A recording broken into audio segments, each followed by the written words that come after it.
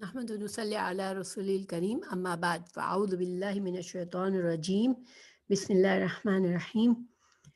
قرآن کی تفسیر کا لیسن نمبر 67 ہے، سورہ المائدہ پر پہنچے ہوئے ہیں، آیت 57 سے انشاءاللہ شروع کرتے ہیں۔ یا ایھا الذین آمنوا لا تتخذوا الذین اتخذوا دینکم ہزوا ولعبا من الذین اوتوا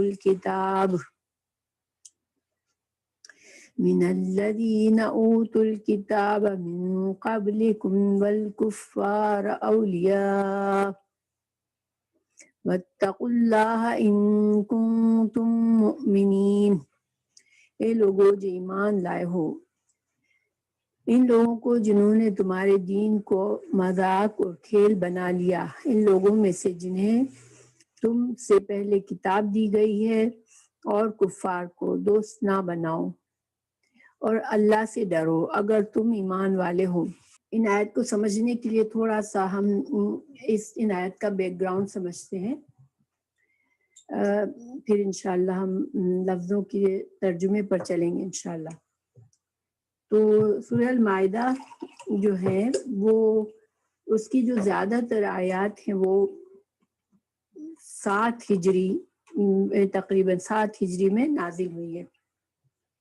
اور اس میں مسلمانوں کو شریعت کے تکمیلی احکامات دیے گئے، کیونکہ 7 ہجری تک اب مسلمانوں کو ضرورت تھی کہ ان کو جن احکاموں کی تکمیل ضروری تھی ان کی تکمیل کر دی جائے۔ تو سورہ المائدہ میں مسلمانوں کو بہت سے اہم احکامات دیے گئے، جو کہ ایک طرح سے کہہ سکتے ہیں کہ فائنل احکامات تھے، کہ اس سے پہلے اگر کوئی حکم تھا تو اب یہ جو سورہ المائدہ میں کسی بات کا جو پہلے حکم آیا ہے تو اب سورہ المائدہ کا حکم جو ہوگا وہ قائم رہے گا۔ اس کے علاوہ سورہ المائدہ میں یہود اور عیسائیوں کے جرائم کو بھی واضح کیا گیا، اور ان کو بھی درس و نصیحت کی گئی اور ان کو سخت تنبیہ کی گئی، اور اس کی بھی وجہ یہی تھی کہ دیکھیں جب اس 7 ہجری سے پہلے صلح حدیبیہ ہو چکی تھی، تو صلح حدیبیہ کے بعد مسلمانوں کو تبلیغ کا موقع ملا اور بہت سے نئے مسلمان ہو رہے تھے۔ اب ایسے میں مسلمانوں کے دشمن بھی تھے، یہودی، نصارہ اور مشرکین، جو مسلمان نئے ہوتے تھے، ابھی ان کا ایمان پکا نہیں ہوا ہوتا تھا، اور ابھی ان کو ظاہری بات ہے جب کلمہ پڑھتا ہے انسان اور صدیوں سے وہ ایک جہالت کی زندگی میں ہوتا ہے، پھر اسلام میں آتا ہے، اور ان کے آس پاس بھی نان مسلمس اگر رہ رہے ہوں، تو ایسے ماحول میں نئے مسلمانوں کے لیے خطرہ ہوتا ہے کہ ابھی ان کے تزکیہ ضروری ہوتا ہے، کہ وہ جن رسم و رواج کے عادی ہو چکے ہیں، جن عقائد کے عادی ہیں، ان سے ان کے تزکیہ کیا جائے۔ تو چونکہ وہ وقت ایسا تھا کہ یہود اور نصارہ اور مشرکین جو تھے وہ مسلمانوں سے سخت بغض رکھتے تھے، اور ان کو بالکل پسند نہیں تھا کہ لوگ اسلام میں داخل ہوں، تو وہ چالے چلتے تھے، اور ان کو یہ کوشش ہوتی تھی کہ کسی بھی طرح سے مسلمانوں کو، خاص طور سے جو ابھی کمزور ایمان والے ہیں، جو نئے مسلمان ہیں، ان کو کنفیوز کیا جائے اور ان کے دلوں میں اسلام کے بارے میں ایسی ایک طرح سے ہلکا کر دیا جائے اسلام کو۔ تو کسی بھی چیز کی ویلیو کم کرنے کے لیے، اس سے ڈسکریج کرنے کے لیے، اس سے انسان کو ہٹانے کے لیے جو بہترین ایک طریقہ ہوتا ہے وہ کیا ہوتا ہے کہ اس چیز کی اہمیت کو کم کیا جائے، اس کا مذاق بنایا جائے، اور اس کے اوپر تنقید اور طعنے کیے جائے۔ تو اب خاص طور سے اگر یہ تنقید اور طعنے اور یہ مذاق ایسے لوگوں کی طرف سے آ رہا ہے جو تمہارے دوست ہیں اور جن کے ساتھ تم اٹھتے بیٹھتے ہو، جن سے تمہارے دلی تعلقات ہیں، اب وہ تمہارے دین کا مذاق اڑائیں گے، تمہارے دین کو ہلکا کریں گے، اس کے بارے میں طعنے دیں گے یا اس کے اوپر غلط الزامات لگائیں گے کہ اس میں یہ خرابی ہے، اس میں وہ خرابی ہے، تو امید ہے کہ تو ممکن ہے، چانسز ہے کہ وہ جو مسلمان ہو رہے تھے نئے، وہ کنفیوز ہو کر مسلمان سے اسلام سے مرتد ہو جائے اور واپس سے اپنی جہالت کے دین میں چلے جائیں۔ تو وہ وقت اتنا کروشل تھا کہ مسلمانوں کی اصلاح بھی ضروری تھی۔ جہاں احکامات دیے جا رہے تھے دین کے، وہاں پر نئے مسلمانوں اور کمزور ایمان والوں کی اصلاح بہت ضروری تھی کہ وہ اس اپنی جو پرانی دوستیاں ہیں یہود اور نصارہ سے اور جو مشرکین سے، وہ ظاہری بات ہے کہ انسان سالوں سے کسی سے دوستی ہوتی ہے تو بڑے دلی تعلق ہوتے ہیں اور دوست کا ہمیشہ دوست پر اثر ہوتا ہے۔ تو ان کو اللہ سبحانہ تعالیٰ نے ان کو وارن کرنا ضروری تھا کہ تم جن کو دوست سمجھتے ہو وہ تمہارے اب دوست نہیں رہے ہیں، کیونکہ اب تم کو اللہ نے ہدایت دے دی۔ تم کو جب ہدایت کا نور ملا ہے تو ان کے دلوں میں تمہارے لیے حسد اور جلن ہے اور وہ تمہارا اچھا نہیں چاہتے۔ تو اس وجہ سے مسلمانوں کو منع کر دیا گیا کہ تم اپنی ان دلی دوستیوں کو ختم کرو، ان لوگوں سے تعلقات کو نہ بڑھاؤ جو کہ تمہارے دین کا مذاق بناتے ہیں۔ تو اب اس روشنی میں ہم انشاءاللہ اگر آگے کیا ہم اس آیات کو سمجھتے ہیں، اس سے پہلے سورہ مائدہ میں آیت نمبر 56 میں مسلمانوں کو کچھ خاص باتیں سمجھائی گئی کہ ان کو بتایا گیا کہ مسلمان جو ہے وہ مسلمانوں میں کیا خوبیاں ہونی چاہیے، کیونکہ جو چیزیں مسلمانوں کو ارتاد سے یعنی کہ مرتد ہونے سے بچا سکتی ہے، نئے مسلمان ہو رہے ہیں ان کو مرتد ہونے سے جو چیزیں بتا سکتی ہیں وہ بتائی گئی مسلمانوں کو کہ تمہارے اندر یہ صفات اب تم پیدا کرو۔ نمبر 1، اللہ جو ہے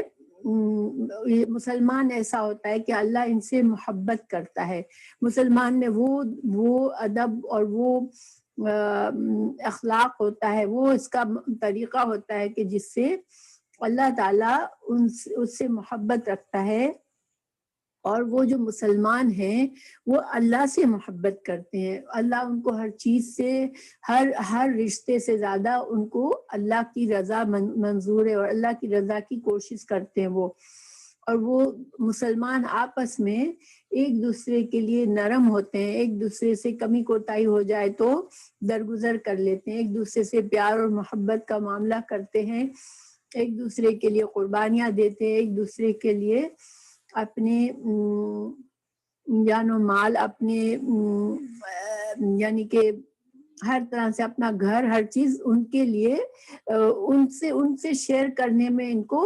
کوئی کمی نہیں ہوتی۔ جیسے ایک بھائی کے لیے دوسرے بھائی کا گھر اور ہوتا ہے، اس طرح سے ایک مسلمان کے لیے مسلمان ہوتا ہے کہ وہ اس سے محبت رکھتا ہے، اس کی ہر ضرورت میں کوشش کرتا ہے،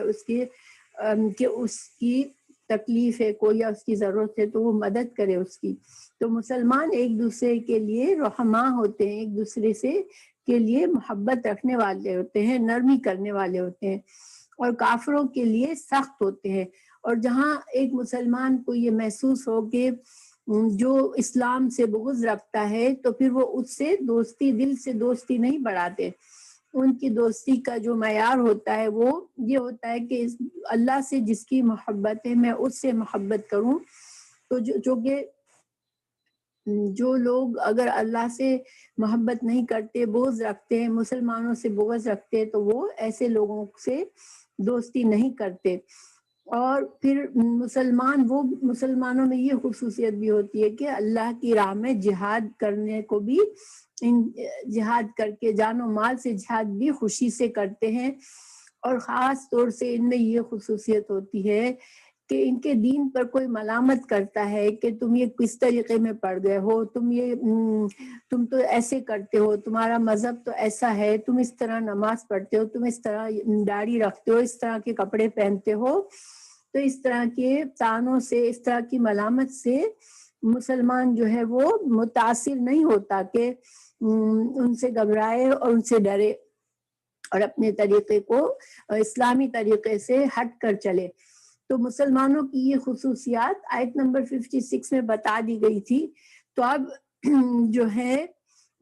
اب مسلمانوں کو سمجھایا جا رہا ہے اس آیت میں کہ تم ایسے لوگوں سے دوستی مت کرو جن کے دلوں میں تمہارے لیے بغض بھرا ہوا ہے اور وہ تمہیں اسلام سے پھیرنا چاہتے ہیں.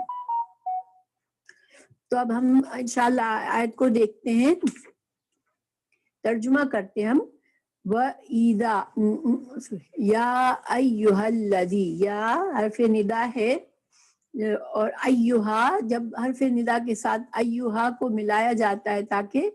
اگلے لفظ پر اگر ال لگا ہوا ہوتا ہے تو پڑھنے میں آسانی ہوتی ہے. یا الذی جو ہے پڑھنے میں صحیح نہیں رہتا, لیکن یا ایھا الذی زیادہ مناسب رہتا ہے. تو ایو کا اپنا کوئی معنی نہیں ہے, مگر یا ایھا الذی, اے وہ لوگو, الذین جمع ہے, یا نون پیچھے بعد میں ہے,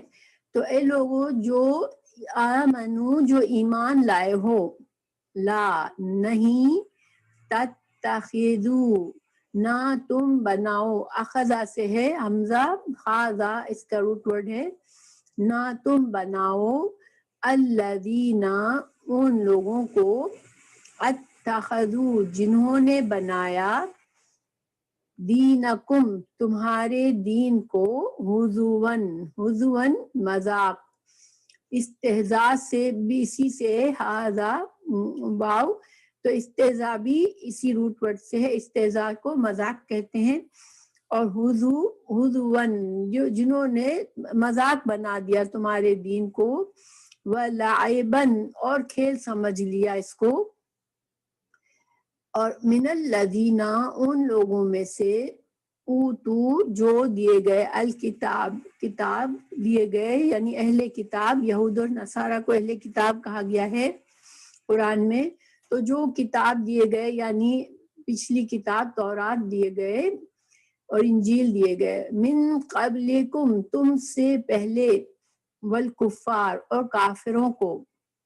کافر یہاں پر مشرکین مکہ ہیں اور دوسرے مشرک ہے جو کہ بتوں کی پوجا کرتے تھے, اور اہل کتاب جو ہیں وہ یہود اور نصارہ ہے. تو اللہ تعالیٰ نے یہاں یہود و نصارہ سے ساتھ ساتھ کفار کی دوستی سے بھی منع فرمایا. اولیاء ولی سے ہے, ولی کی جمع اولیاء ہے. ولی جو ہے نا وہ اس کے مطلب ہوتا ہے کوئی ہمارے جس کو ہم اپنے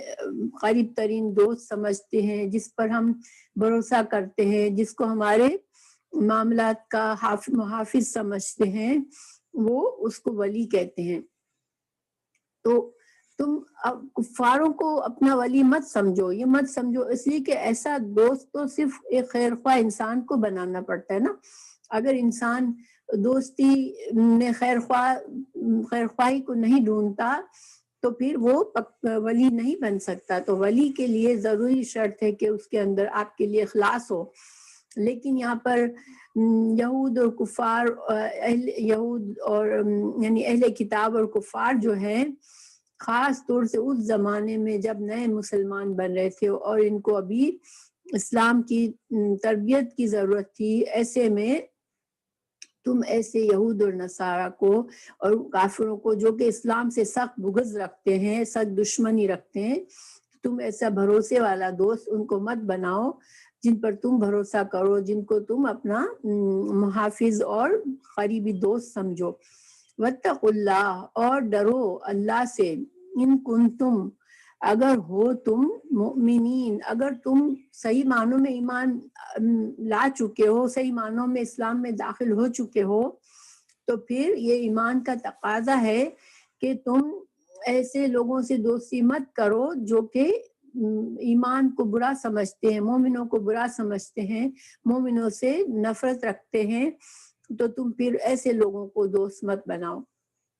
ابھی اس آیت کو ہم تھوڑا سا اور اگر غور کریں تو دیکھیں یہ حکم جیسے کہ میں نے بتایا کہ یہ اس وقت دیا گیا جب کہ اسلام نئے مسلمان ہو رہے تھے اور ان کو اپنے ایمان کی حفاظت کرنی ضروری تھی. تو کیا ہمارے لیے بھی یہ حکم ہے؟ کیونکہ اس وقت ان کو ایمان کا خطرہ تھا کہ ان کا ایمان ایسے جو لوگ بظاہر تمہارے دوست بن رہے ہیں، دل میں نفرت رکھ رہے ہیں تم سے، تو تمہارے ایمان کو سخت خطرہ تھا. وہ تم کو ان کا اصل مقصد یہی ہوتا تھا کہ تم کو اسلام سے پھیر دے. مگر آج ہم جو ہے کیا کریں، ہمارے لیے یہ کیا حکم ہے؟ تو دیکھیں یہ حکم ہمیشہ کے لیے ہے مسلمانوں کے لیے، لیکن اس کا یہ مطلب نہیں ہے کہ ہم ولی بنانے میں اور کسی سے اچھا اخلاق کرنا، کسی سے اچھی طرح سے معاملہ کرنا، اس میں فرق ہے. ٹھیک ہے، اللہ تعالیٰ نے دوسری جگہ سورہ آل عمران میں اس کی وضاحت بھی فرمائی ہے. آل عمران آیت 28 اگر ہم دیکھتے ہیں، اس میں اللہ تعالیٰ نے کیا فرمایا ہے. آیت کا ترجمہ آیت پڑھتی ہوں میں.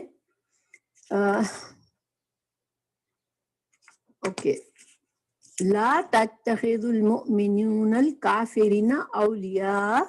کہ نہ بنائے اہل ایمان مومنوں کو چھوڑ کر کافروں کو ہرگز دوست نہ بنائے. من دون المؤمنین ومن یفعل ذلک، اور جو کوئی ایسا کرے گا، فلیس من اللہ فی شیء، تو اس کا اللہ سے کوئی تعلق نہیں ہے. یہ بہت بڑی وعید ہے کہ اللہ سبحانہ تعالیٰ اس سے برات کا اظہار کر رہے ہیں جو کہ اس حکم کو نہیں مانتا. ذالک فلیس من اللہ فی شیء الا ان تتقوا منہم تقاہ. اللہ تعالیٰ نے یہاں اللہ کر کے بات سمجھائیں کہ سوائے کس طرح سے تم ان سے دوستی رکھ سکتے ہو کہ تم ان کافروں کے، تمہارے دل میں تم کو پتا ہو، ان کی پہچان ہو، اور تم کو پتا ہو کہ یہ کسی طرح سے ان کو میں اتنا قریب نہ کروں کہ میرے دین کا نقصان ہو. تو تم کو ان کے شر کا علم ہو کہ تمہارے دل میں یہ ڈر ہو کہ تمہارے دل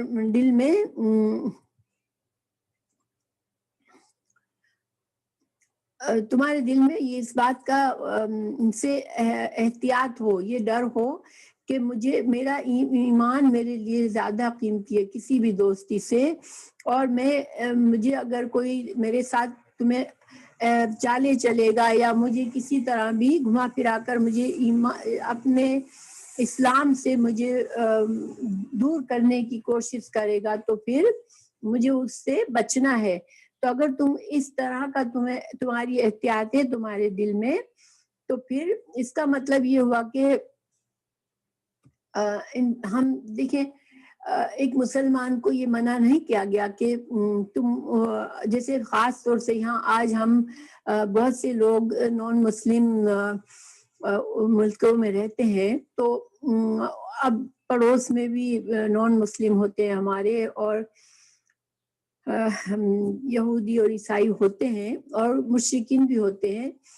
تو ہمیں یہ نہیں کہا گیا کہ ہم سب سے موڈ خراب کر کے کسی سے بات نہ کریں اور بالکل ان سے غصے سے ہر وقت ان کو دکھائے اپنا غصہ. نہیں، یہ مطلب نہیں ہے. پہلی بات ہمیں یہ سمجھنا ہے کہ جن حالات میں یہ آیات نازل ہوئی اس میں شدید ترین خطرہ تھا کہ ہم اپنے ان لوگوں سے کچھ زیادہ بھی دوستی کریں گے، یعنی بھلے ہم ان سے اچھا معاملہ رکھنے ہی کے لیے دوستی کریں گے، تب بھی ہمارے دل میں ڈر ہونا چاہیے کہ یہ ہم سے کیا چاہتے ہیں. تو اس زمانے میں تو بہتر تھا کہ بالکل بہت ہی احتیاط کی جائے، کیونکہ اس کے بارے میں ایک صحابی کا قول بھی ہے کہ ہم جو ہے ہمیں یہود اور نصارہ سے سامنا پڑتا تھا تو ہم بس مسکرا دیتے تھے، لیکن جیسے دل سے نہیں مسکراتے تھے. تو یہ اس زمانے کے حالات کے تحت ہے. ٹھیک ہے، اب آج کے لحاظ سے ضروری نہیں ہے کہ ہر یہودی اور ہر نصارہ انسان سے بہت بغض رکھنے والا ہو. بہت سے اچھے انسان ہوتے ہیں جو کہ ان کے اندر یہ احساس نہیں ہوتا، اس طرح کا بغض نہیں ہوتا. انڈیویجول لیول پر. یہ جو بات ہے یہ ایک طرح سے قومی لیول پر ہے کہ قومی لیول پر یہودی نصارہ مشرکین مسلمانوں کے اندر سے دشمنی رکھتے ہیں چاہے ہم کچھ بھی سمجھے, ٹھیک ہے. لیکن انڈیویجول جو ہمارا پڑوسی ہے جس سے ہمارا تعلق بھی اچھا ہے اور وہ اچھا انسان بھی ہم جانتے ہیں, اب اس سے ہم سلام دعا رکھتے ہیں, اگر اس سے کوئی معاملہ ہے اچھے اخلاق کے ساتھ, اس کی کبھی مدد بھی کر دی کسی وجہ سے اگر ضرورت ہے تو اس میں کوئی خرابی نہیں ہے, ٹھیک ہے. لیکن اس میں بھی احتیاط ضروری ہے کیونکہ انسان اپنے دوست سے کا اثر اس کے اوپر آتا ہے. اگر ہم جس کے بہت قریبی دوست ہوتے ہیں تو پھر ہمارے اندر اس کے طور طریقے کسی نہ کسی طرح سے آ جاتے ہیں اور کسی نہ کسی طرح ان کا رنگ ہم پر چڑھتا ہے. جیسے مثال کے طور پر بہت سے مسلمان جب پاکستان بننے سے پہلے ہندوؤں کے ساتھ اسی طرح گل مل کر رہتے تھے کہ قریب قریب ہوتے تھے. تو دیکھیں جب ہجرت کر کے آ گئے مسلمان تو بہت سے مسلمانوں میں ہندوؤں کے کچھ رسم و رواج, کچھ طریقے, کچھ معاملات کا انداز مسلمانوں میں آ چکا تھا اور ابھی تک ہے کچھ نہ کچھ اثر بعض لوگوں میں, کیونکہ یہ اس کو ہم اوائڈ نہیں کر سکتے. اگر بہت زیادہ ہمارا اٹھنا بیٹھنا کسی کے ساتھ ہوتا ہے تو ہم ایک دوسرے کے ان سے متاثر ہوتے ہیں. انسان اپنے دوست کے دین پر ہوتا ہے, دوست کے طریقوں کا ہمیں اثر آتا ہے, اس لیے ہمیں احتیاط ہمیشہ کے لیے احتیاط ضروری ہے. لیکن اچھا معاملہ, اچھا اخلاق کرنا, ان سے خرید و فروخت کرنا, ان سے لین دین کرنا, اس کی ممانعت نہیں ہے. بس دل سے دوستی نہ ہو ہماری ان سے کہ ہمارے ہر راز ہم ان سے شیئر کریں اور کہیں ایسے معاملات ہیں اور ہمیں پتہ چلے کہ یہ ہم کو تو اچھا سمجھتا ہے لیکن مسلمانوں کو جنرل طور پر یہ اچھا نہیں سمجھتا, اسلام کے بارے میں اچھی رائے نہیں رکھتا, تو پھر یہ ہمیں ایسے لوگوں سے بچنا چاہیے. اچھا, تو یہ آیت ہو گئی, ٹھیک ہے. اب ہم آگے بڑھتے ہیں کہ اللہ تعالیٰ نے یہاں ایک اور بات بتائی کہ یہ لوگ تمہارے دین کو مذاق بناتے ہیں, تمہارے دین کے کھیل اور تماشا بناتے, ایسے لوگوں سے تم بچو. تو دیکھیں اس زمانے میں کس طرح ہوتا تھا کہ اذان کی آواز آتی تھی تو وہ اس پر بھی ہنستے تھے کہ اذان کی آواز پر بھی ہنستے تھے, ان کو اذان بھی اچھی نہیں لگتی تھی. پھر آج بھی جیسے بہت سے لوگ دیکھیں داڑھی کا مذاق اڑاتے ہیں, حجاب کا اڑاتے ہیں, کوئی مصنون طریقے سے کپڑے پہنتا ہے اس کا مذاق اڑاتے ہیں اور اس کو عجیب سا سمجھتے ہیں. اور پھر اس کے علاوہ بھی جو بھی جیسے ہمارے نماز کے طریقے پر یا کوئی بھی ہمارے جو اسلامی شاعر ہیں, ہمارے اسلامی احکامات ہیں, اگر کوئی ان کو ہلکا کرتا ہے, ان کے بارے میں مذاق کرتا ہے, تو یہ تو خاص طور سے ہمارے لیے نشانی ہے کہ ہم ان سے دور رہیں. یہاں پر ایک اور بات سمجھنے کی ہے کہ اللہ سبحانہ تعالیٰ نے یہاں پر یہ جو ٹکڑا ہے کہ وَاتَّقُوا اللَّهَ إِن كُنتُم مُؤْمِنِينَ, تو تم اللہ سے ڈرو اگر تم مومن ہو. تو یہاں پر ایک طرح سے مومنوں کے لیے بھی سیریسلی ایک تنبیہ کی گئی ہے کہ اللہ سبحانہ تعالیٰ کو ناراض کرنے والے کاموں میں سے اگر تم ایسے لوگوں سے تعلقات بڑھاتے ہو جو تمہارے دین کو مذاق بناتے ہیں, تمہارے دین پر طعنے کرتے ہیں, تو تم پھر اگر تم انسان کے اندر, ایک مسلمان کے اندر دینی غیرت ہونی چاہیے, اس کو گوارا نہ ہو کہ میں ان سے گل مل کر بیٹھوں جو میرے دین کا مذاق اڑاتے ہیں. جو سورہ آل عمران کی میں نے ابھی آپ کو بتائی تھی, اس میں بھی آخری ٹکڑا یہی ہے کہ وَيُحَذِّرُكُمُ اللَّهُ نَفْسَهُ وَإِلَى اللَّهِ الْمَصِيرُ, کہ اللہ تمہیں ڈراتا ہے اپنی طرف سے, اپنی ذات سے ڈراتا ہے. یعنی کہ اس کا کیا مطلب ہوا کہ یہ کوئی معمولی بات نہیں ہے. اللہ سبحانہ تعالیٰ ہمیں مومنوں کو ڈراوا دے رہے ہیں کہ اگر تم ایسا کرو گے تو پھر تم اللہ کی ناراضگی کو مول لیتے ہو, ٹھیک ہے. تو یہ باتیں کوئی معمولی بات نہیں ہے، اس میں انسان کو بہت خیال رکھنے کی ضرورت ہے۔ بعض اوقات ہماری دوستیاں ہوتی ہیں اور آہستہ آہستہ اتنی کلوز فرینڈشپ ہو جاتی ہے کہ ہم بہت سی چیزوں کو اگنور کرنے لگتے ہیں، بہت سی چیزیں ہمیں کھٹکتی بھی ہے لیکن ہم ان کو اگنور کر دیتے ہیں۔ اور دیکھیے صرف یہ تو یہاں تو اہل کتاب اور مشرکین کی بات ہے، ہمیں مسلمانوں میں بھی ایسے مسلمان جو خود کو مسلمان سمجھتے ہیں لیکن وہ بھی اسلام کے طریقوں کو خاص طور سے اگر اسلامی لباس سے پتہ چلتا ہے یا انسان کے حال حلیے سے پتہ چلتا ہے تو یہ اس طرح کے اسلام سے یہ ان کا مذاق اڑاتے ہیں اور یہ سمجھتے، وہ خود کو ماڈرن سمجھتے ہیں کہ ہم ماڈرن مسلم ہیں، تو یہ لوگ بھی ایک طرح سے دین کی مذاق کریں، کیونکہ دین اللہ کا دین ہے۔ اب اللہ سبحانہ تعالیٰ جو پسند کرے ہم اس پر چلیں۔ تو اب شادی بیاہ کے رسم و رواج ہیں یا موت اور میت کے وقت جو خصوصی ہندوؤں کی جو رسمیں ہیں یا جو مسلمانوں میں عادت پڑ گئی ہے بہت سی کلچرلی بہت سی ایسی باتوں کی، تو اب یہ کہ اگر ان چیزوں میں جن لوگوں کو انٹرسٹ ہوتا ہے وہ پھر جو زیادہ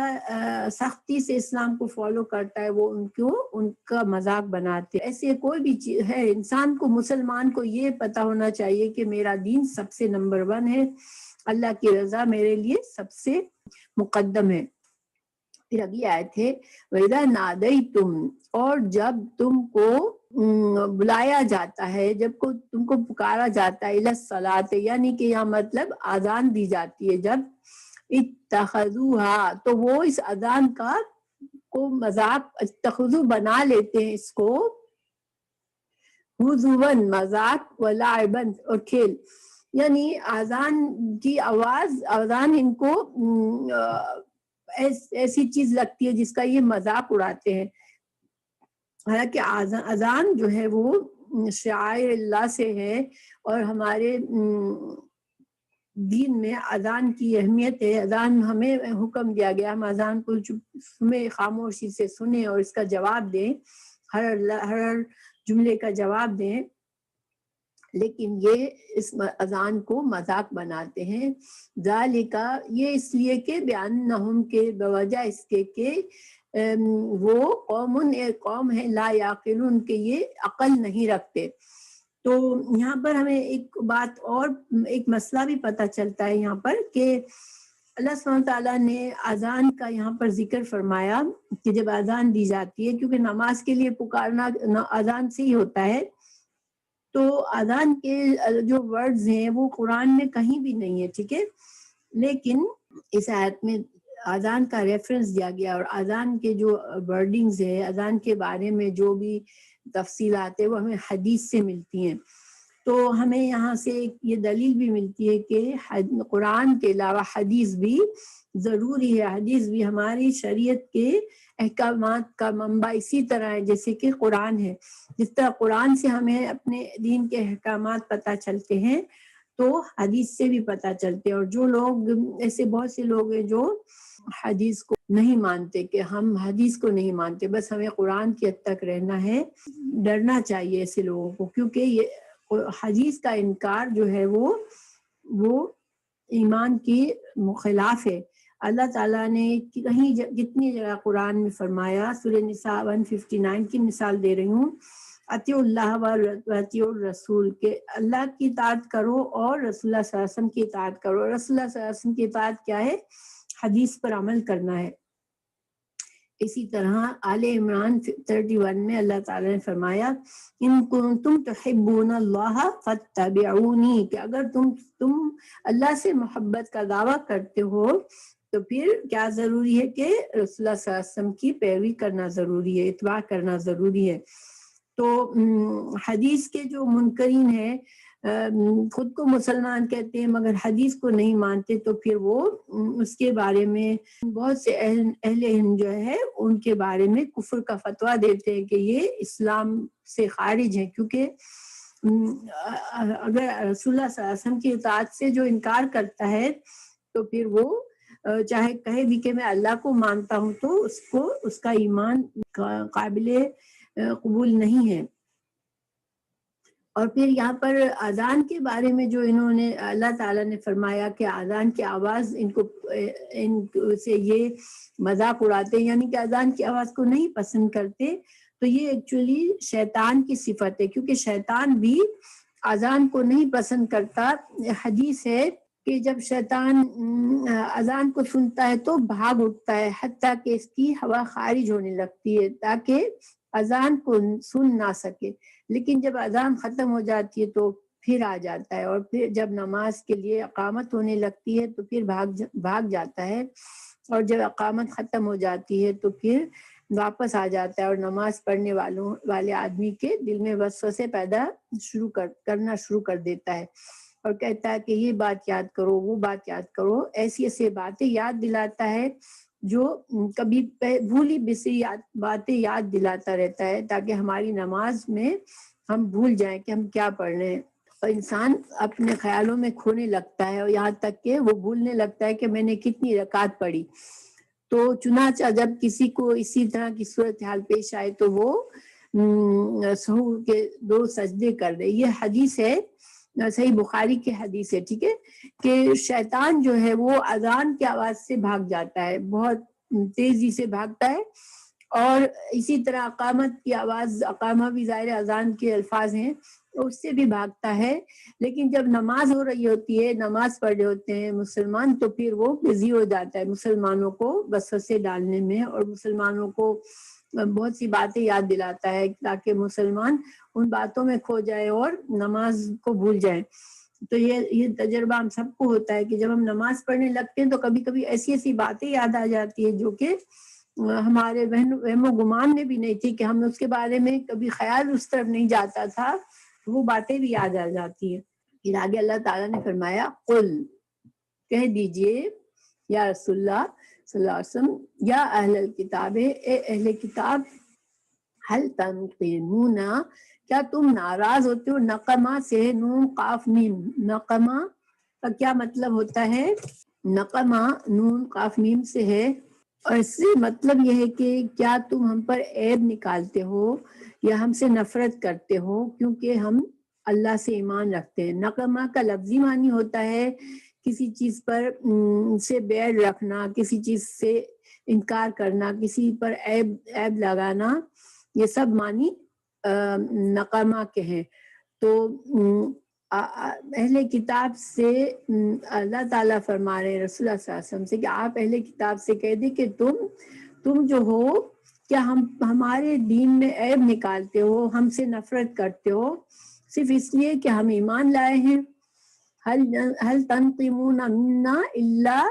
ان آمنا باللہ، کہ ہم اللہ پر ایمان لائے ہیں، وما انزل، اور جو نازل کیا گیا، من قبل، اور ہم سے پہلے، یعنی کہ تورات اور انجیل پر بھی ہم تو ایمان رکھتے ہیں کہ وہ اللہ کی طرف سے تھے، اور ہم قرآن کو مانتے ہیں اور ہم اللہ کو مانتے ہیں، تو تم کیا ہماری اس وجہ سے ہم کو ناپسند کرتے ہو؟ اس وجہ سے تم ہمارے دین میں طعنے نکالتے ہو؟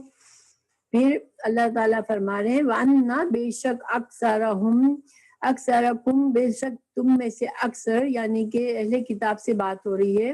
کہ تم میں سے اکثر فاسقون، فاسق ہے۔ فاسق کہتے ہیں جو حدوں کو توڑتا ہے، جو گناہ میں پرواہ نہیں کرتا، اور جو ایمان کی حدیں ہیں ان سے باہر نکل جاتا ہے۔ تو صرف تمہارے فسق کی وجہ سے، صرف تم اس لیے کہ تم گناہ گار لوگ ہو، تم کو گناہ کرنے کی عادت ہے، تو تم ہمارے ایمان پر میں نکتہ چینی کرتے ہو اور ہمارے طور طریقوں کو برا کہتے ہو، صرف اس وجہ سے، اور ہم سے نفرت کرتے ہو صرف اس وجہ سے کہ ہم اللہ پر اور اللہ کی تمام کتابوں پر ہم ایمان رکھتے ہیں۔ اور یہ تو صرف تمہارے اس وجہ سے کہ تمہارے فاسق ہونے کی وجہ سے تم یہ کرتے ہو، ان کے پیورلی کوئی اور ریزن نہیں ہے، صرف تمہاری یہ گناہ گاری ہے، تم گناہ گار لوگ ہو، تم گناہوں کو پسند کرتے ہو، اس لیے تم ایسا کرتے ہو۔ ہم اس میں بتایا گیا کہ مسلمان جو ہے وہ پچھلی کتابوں کو بھی ایمان رکھتا ہے، مگر پچھلی کتابوں پر ہمارا ایمان کس طرح ہوتا ہے کہ ہم یہ مانتے ہیں کہ ان میں جو کچھ اللہ نے نازل فرمایا وہ حق تھا، لیکن ہم انہوں نے جن چیزوں کو اس میں داخل کر لیا ہم ان کے بارے میں نہیں کہتے، وہ اللہ جانتا ہے، لیکن جو چیزیں اللہ نے نازل کی تھی وہ بے شک حق تھا، اور ان کے رسول بھی حق لے کر آئے تھے، یہ ہم مانتے ہیں، مگر ہم عمل جو ہے اپنی شریعت پر ہی کرتے ہیں، کیونکہ ان کی شریعتیں اب ان کی کتابیں اب ہمارے لیے قابل اعتماد نہیں ہے۔ اللہ تعالیٰ نے قرآن نازل فرما دیا جس میں اللہ نے فائنل جو بھی احکامات تھے وہ ہمیں دے دیے۔ اور فاسق جو ہے نا، فاسق میں جو خصوصیات ہوتی ہے، بدکار ہوتے ہیں، اور ان کے اندر جو تھے تعصب تھا۔ تعصب کیا ہوتا ہے کہ یہود اور نصارہ کو یہ رسول اللہ صلی اللہ علیہ وسلم کو پہچان لیا تھا کہ یہ سچے نبی ہے، مگر وہ ان کو یہ غم تھا کہ یہ تو ہمارے اندر یہ اہل کتاب کا سے نہیں ہے، یہ نبی، یہ امی ہے، عربوں میں سے ہے، تو یہ چیز ان کو پسند نہیں تھی۔ ان کے اندر یہ تعصب تھا کہ ہم ہمیشہ سے مذہبی طور پر ہمارا معاملہ بڑا رہا ہے، ہم بڑے بن کے رہے ہمیشہ، تو ہم ابھی بھی ہماری بڑائی ختم ہو جائے گی اگر ہم قرآن کو مان لیں گے۔ یہ ان کا فسق تھا، یا ان کا گنہگاری تھی، یا ان کی حدوں سے باہر نکلنے کا تھا، اور اسی وجہ سے انہوں نے سارا غصہ ان کا یہی تھا، اور یہی حسد تھا ان کا کہ مسلمانوں کو کیوں رسول اللہ صلی اللہ علیہ وسلم جو تھے وہ کیوں بنی اسرائیل میں سے نہیں آئے، اور جو لوگ رسول اللہ صلی اللہ علیہ وسلم کو مان لیتے تھے وہ ان سے نفرت بھی اسی لیے کرتے تھے۔ تو اللہ تعالیٰ آگے فرما رہے ہیں، قل کہ آپ کہہ دیجئے، حل کیا، انبئکم کیا میں تم کو بتاؤں، نبع سے ہے، نبع خبر دینا ہوتا ہے، کیا میں تم کو خبر دوں، بشرن ساتھ بری چیز کے، من سے، ذالکا اس بات سے، یعنی یہ جو تم جو ہو ہم کو جو برا، ہم پر جو طعنے دیتے ہو، ہم کو برا سمجھتے ہو مسلمانوں کو، تو ہم کیا تم کو اس سے بھی زیادہ بری چیز تمہیں بتائیں کہ مثوبتاً ثواب میں، انجام میں، عند اللہ ہے، کہ مسلمانوں کا تو انجام جو ہے وہ اللہ کے نزدیک تم سے بہتر ہوگا۔ جو مسلمان صحیح طرح سے شریعت پر چل کے اللہ کی فرما برداری کریں گے، ان کا انجام ان کی طرح نہیں ہوگا جو کہ اہل کتاب ہونے کے باوجود دین کے دشمن بنے ہوئے ہیں، اور جو مسلمانوں سے بغض رکھتے ہیں، تو پھر ایسے لوگوں کا، اور پھر اب آگے اللہ تعالیٰ مثالیں دیں گے ان کے آبا و اجداد کی مثالیں دے کر بتا رہے ہیں کہ یہ لوگ جو ہے اصل تو یہ لوگ تانے کے قابل ہے، اسلام مسلمان اور نہیں ہے، بلکہ جس پر لعنت کی اللہ نے، وہ لوگ جن پر اللہ نے لعنت کی، وغضب علیہ اور جن پر غضبناک ہوا اللہ، وجعل منہم اور اللہ تعالیٰ نے جن لوگوں میں سے بنایا، القردۃ بندر، والخنازیر اور خنزیر بنا دیا جن لوگوں کو، وعبدا اور جس نے بندگی کی، الطاغوت جو طاغوت کی بندگی کرتے ہیں، یہ سارے لوگ ہیں جن کا انجام برا ہے۔ تم مسلمانوں کو برا کہتے ہو، تم اسلام کو برا کہتے ہو، لیکن اصل جو ہے جو لوگ یہ چیزیں کام کیے، جو یہ کام کیے، اور یہ سارے کام ان کو پتا تھا کہ یہ ہمارے آباء و اجداد کے کام ہیں، کہ جن پر اللہ نے لعنت بھی کی، جن پر اللہ کا غضب بھی ہوا، اور جن کو اللہ نے جسے سخت والوں کے مثال ہمیں قرآن میں ملتی ہے کہ ان کو بندر بنا دیا گیا تھا، تو جن کو بندر اور خنزیر بنایا اللہ نے، تو یہ لوگ تھے جو کہ تمہارے باپ دادا تھے، اور یہ جو ہے ان کا جو سزا ہے وہ زیادہ خطرناک ہے. وہ لوگ جو ہیں وہ اللہ کی ناراضگی والے ہیں، مسلمان نہیں ہے. تو عبادت طاغوت میں مثال یہ دی جاتی ہے کہ سامری نے جو بچڑا بنایا تھا تو انہوں نے اس کی پوجا کی تھی. طاغوت جو ہے وہ شیطان کے لیے بھی آتا ہے. ہر جو شر پر ابھارنے والی جو قوت ہوتی ہے وہ طاغوت ہوتی ہے. تو سامری نے جو بچڑا بنایا اور اس کی جو پوجا کی لوگوں نے، تو اصل میں شیطان کے بہکانے میں انہوں نے شیطان کی بات مان کے مسلمان ہوتے ہوئے بھی، اس وقت کے مسلمان ہوتے ہوئے بھی بچڑے کی پوجا کی تھی. تو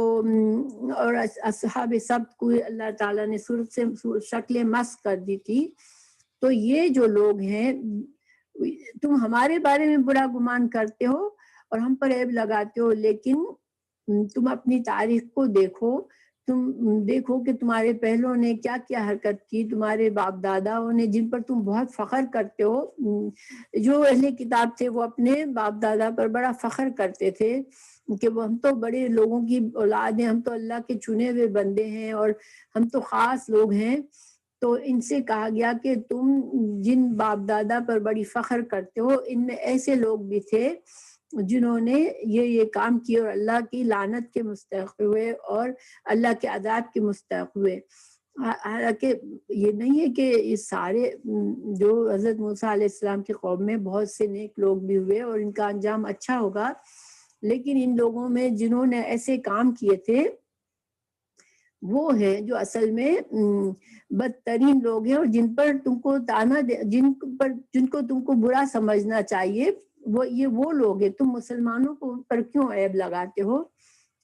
اولئک وہ لوگ ہیں شر مکانن بدترین ہے، وَأَضَلُّ اور زیادہ بھٹکے ہوئے، عن سواء السبیل یہ جو ہے وہ سیدھے راستے سے بھٹکے ہوئے، جو سب سے زیادہ بھٹکے ہوئے لوگ ہیں جو ایسے لوگ ہوتے ہیں جو شیطان کی پیروی کرتے ہیں. اور ظاہری بات ہے کہ اگر اس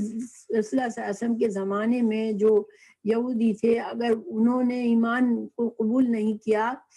اور وہ اڑے رہے اپنی ضد میں، تو پھر وہ بھی جس انسان جس کی پیروی کرتا ہے اسی کی طرح کا انجام اس کا ہوتا ہے. تو تم لوگ ہو جو کہ بدترین ہو، تم لوگ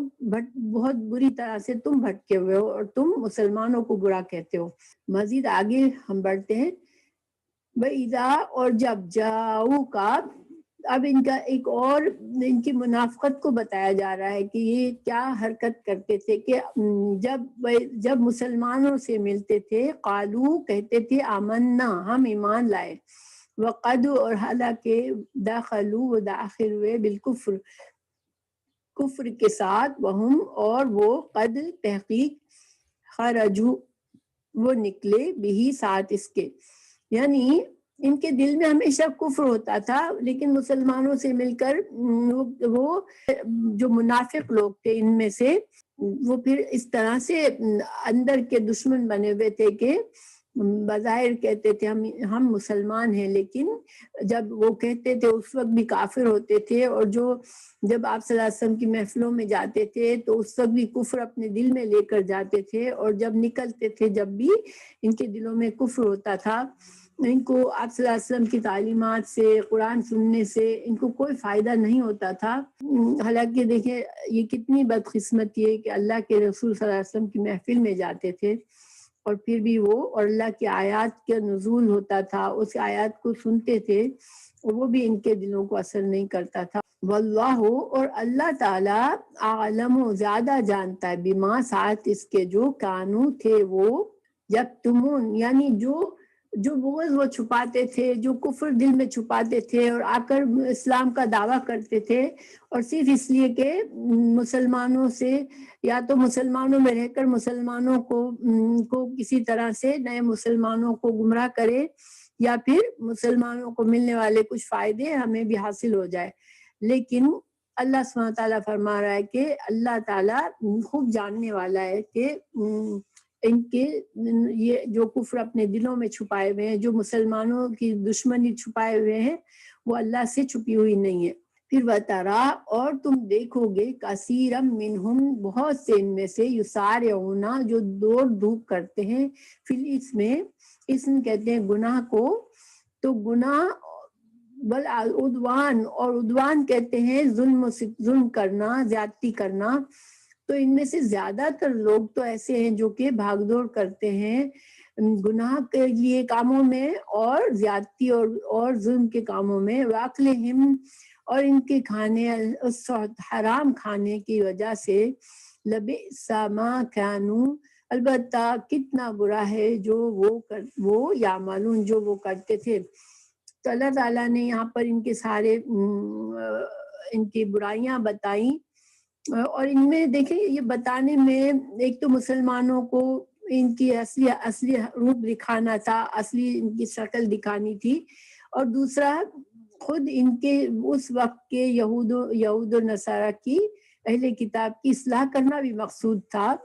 کیونکہ جب آیات وہ سنتے تھے اور جس میں اللہ کو تو مانتے تھے، اور یہ جب اللہ کی ایسی آیات سنتے تھے تو ان میں سے بھی ظاہری بات ہے کہ یہ انسان ان کے لیے ایک دعوت تھی، اگر وہ سنتے اور وہ اپنا دل کھولتے تو ان کو بھی اثر ہوتا کہ یا واقعی میں ہمارے اندر یہ ساری برائیاں ہیں. تو سحت کہتے ہیں حرام چیزوں کو کھانے میں، یعنی کسی بھی سحت کو حرام کہتے ہیں. تو ان کو حرام چیز کھانا ان کو کوئی برا نہیں لگتا، نہ ان کو زیادتی کرنا برا لگتا ہے، نہ ان کو گناہ کرنا برا لگتا ہے، اور یہ ان سب چیزوں میں پڑے ہوئے، اور یہ ان کو نہیں پتا کہ یہ اپنی آخرت کا کتنا نقصان کر رہے ہیں اس سے. لولا پھر اللہ تعالیٰ فرما رہے ہیں کہ کیوں نہیں ینہاہم، نہیں سے ہے، نہیں مطلب ہوتا ہے روکنا، تو کیوں نہیں روکتے ہم ان کو الربانیون جو ان کے ربانی، ان کے جو اہل علم ہیں، اور احبار اور علماء جو ہیں ان کے جو ربایون، ان کے جو دینی جو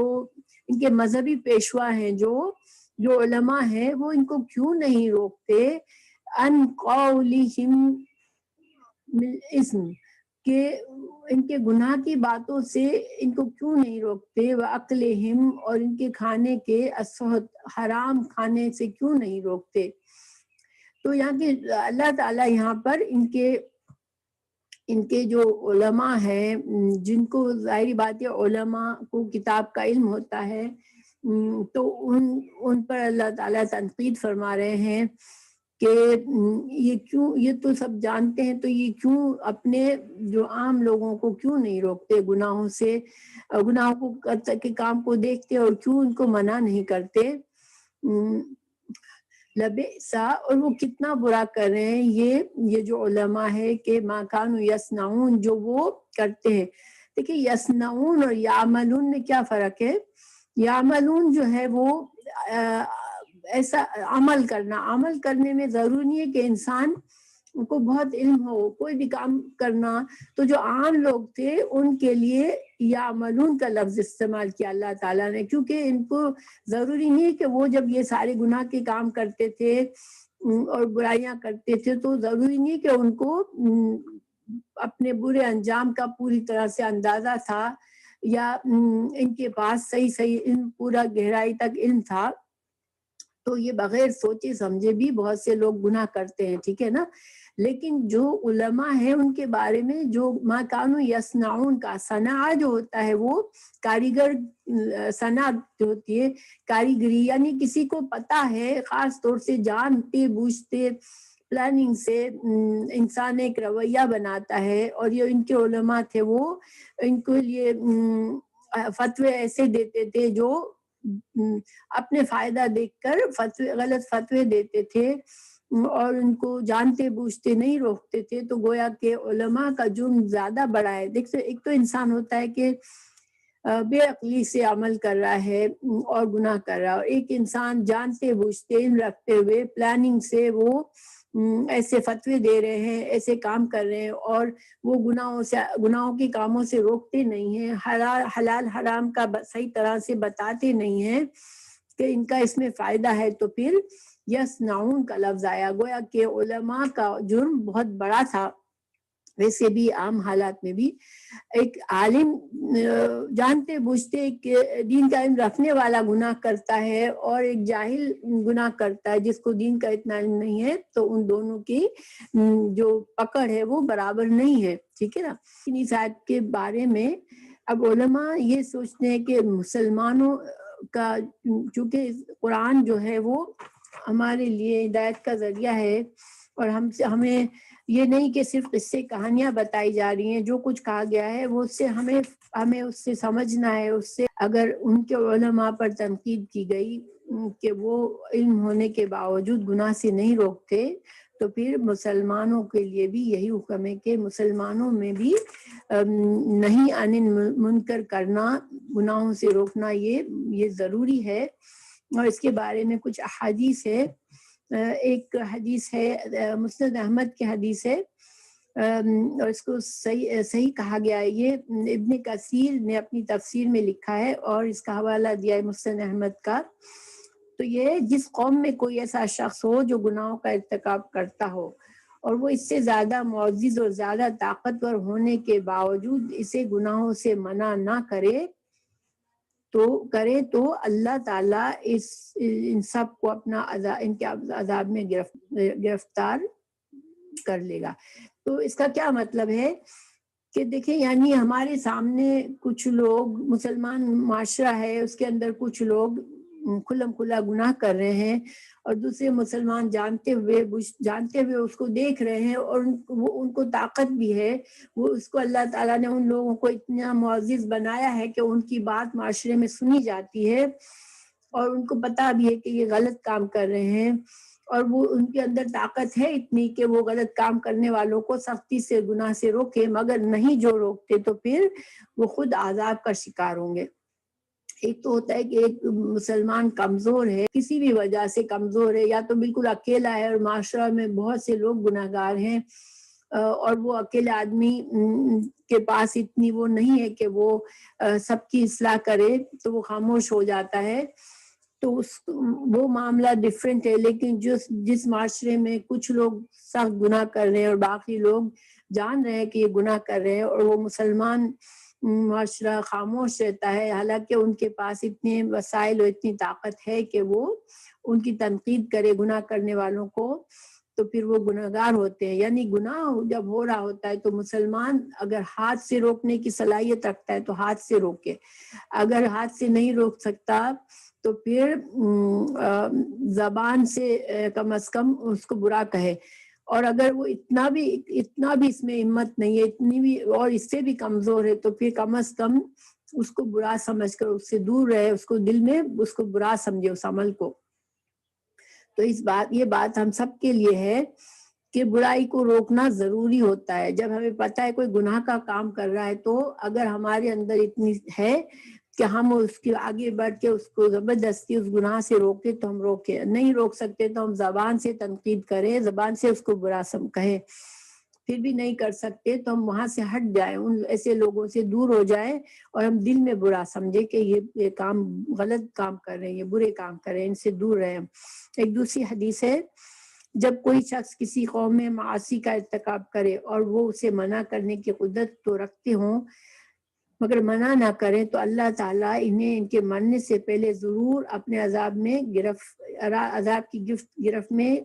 لے لے گا۔ یہ بھی ابن کثیر میں حدیث مینشن کی ہے، اور یہ سنن ابو داؤد کی حدیث ہے۔ تو گیا جو مسلمان قوم اپنے پاس طاقت ہے، قدرت ہے، اور پھر بھی کسی گناہ کرنے والے کو نہیں روکتے، تو پھر ان پر عذاب آنے کی وعید ہے۔ اس میں اللہ تعالیٰ میں محفوظ ہے کہ آج ایسا دور ہے کہ ہر انسان کہتا ہے بھائی تم اپنے معاملات کو دیکھو، بس دوسروں کی فکر نہ کرو، یا مائنڈ یور بزنس والا معاملہ ہے کہ ہر کوئی انسان اپنا چین اور سکون خراب نہیں کرنا چاہتا، اس لیے کسی برائی کو دیکھ کے نظر انداز کر دیتے، اور اس سے بھی بری بات یہ ہے کہ ہم جہاں اسلام کی کھلم کھلا اسلام کے جیسے مذاق بن رہا ہے، چاہے وہ مسلمانوں کی محفل ہے چاہے وہ نان مسلم کی، لیکن اسلام کے طریقوں کا مذاق بن رہا ہے اور ایسے کام ہو رہے ہیں جس سے ہمیں شریعت نے منع کیا ہے اور کھلم کھلا ایسے کام ہو رہے ہیں، تو پھر ہمیں ایسے دوستوں سے ایسے محفلوں سے ہمیں دور رہنا چاہیے۔ اگر ہم ان کو منع نہیں کر سکتے تو کم از کم اتنا کر سکتے کہ ہم ان سے دور رہیں اور اللہ سے مغفرت مانگے اپنے لیے بھی اور ان کے لیے بھی اصلاح کی دعا کریں۔ تو الحمدللہ ہمارا لیسن پورا ہوا۔